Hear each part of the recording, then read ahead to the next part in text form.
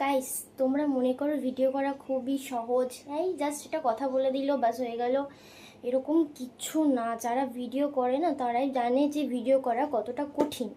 হচ্ছে কি, ঘরে পুরো এই গরমের মধ্যে ফ্যান বন্ধ করে ভিডিও করতে হয়, তারপরে তোমাকে রেডি হতে হবে একটু, তারপরে তোমাকে সেট আপ করতে হবে।